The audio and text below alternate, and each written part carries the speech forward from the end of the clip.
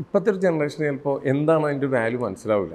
അന്നെന്ന് പറഞ്ഞു കഴിഞ്ഞാൽ പലരും മൈലുകളോളം സൈക്കിൾ എടുത്ത് ചവിട്ടിപ്പോയിട്ടും തെറുവടിച്ച് പോയിട്ടൊക്കെ പോയിട്ട് ഈ സംശയൻ്റെയും ഒരു കഥാപ്രസംഗം കേട്ടിരുന്നത്. ആ എക്സ്പീരിയൻസുകളൊന്നും എനിക്ക് തോന്നുന്നു കുറേ വർഷങ്ങളായിട്ട് അങ്ങനെ ആർക്കും ഇപ്പം ഇല്ലാതെ ആയിക്കൊണ്ടിരിക്കുക. ഭയങ്കര വിഷമമുള്ളൊരു കാര്യമാണ്. ശരിക്കും അന്ന് മുകേഷ് ഏട്ടൻ്റെ ഒരു ചെറുപ്പത്തിൽ നമുക്കൊരു പ്രോഗ്രാം എന്ന് പറയുന്നത് ഏറ്റവും മെയിൻ പരിപാടികളിൽ ഒന്നാണ് കഥാപ്രസംഗം. അങ്ങനെ കാണുമ്പോൾ അന്നത്തെ ആരായിരുന്നു ചേട്ടൻ്റെ മുമ്പിലെ കഥാപ്രസംഗത്തിൽ? എൻ്റെ കോളേജിൽ പഠിച്ചിരുന്നത് ഒരു പെൺകുട്ടിയുടെ പേര് അക്വിലീൻ. അപ്പം ഞാൻ തന്നെ വിചാരിച്ചു അന്നത്തെ കാലത്ത് അക്വിലീൻ എന്ന് പറഞ്ഞു കഴിഞ്ഞാൽ ഒരു പേര് നമ്മളെ ഒരു ഇവിടെ നാട്ടിൻപുറത്തുള്ള ഒരു പെൺകുട്ടിക്ക് എങ്ങനെ ഇട്ടു?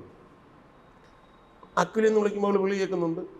അവൾക്ക് ഇരട്ട പേരല്ല, അവൾക്ക് എന്തായാലും അങ്ങനെ ഒരു പേര് ഇടാൻ സാധ്യതയില്ല. അപ്പൊ അന്വേഷിച്ചപ്പോൾ അവൾക്ക് വേറൊരു പേരാണ്.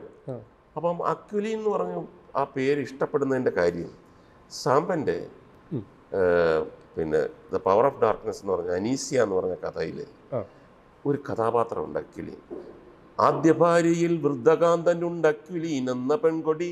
അപ്പോൾ ഇവളുടെ അമ്മയുടെ ഇവളുടെ അച്ഛൻ്റെ ആദ്യ ഭാര്യയിൽ ഒരു കുട്ടിയുണ്ട്. അതാണ് ഇവള്. ഇപ്പോൾ ഉള്ള ഭാര്യയിലുള്ള കുട്ടിയല്ല, ആദ്യ ഭാര്യയിലുണ്ട്. അപ്പോൾ ആ കഥയുമായിട്ട് ചേർന്നപ്പം ഇവൾക്ക് അക്വിലീൻ എന്നാണ് അവിടെ ഉള്ളവർ പറയുന്നത്. ആദ്യ ഭാര്യയിൽ വൃദ്ധകാന്തനുണ്ട് അക്വിലീൻ എന്ന പെൺകുട്ടി.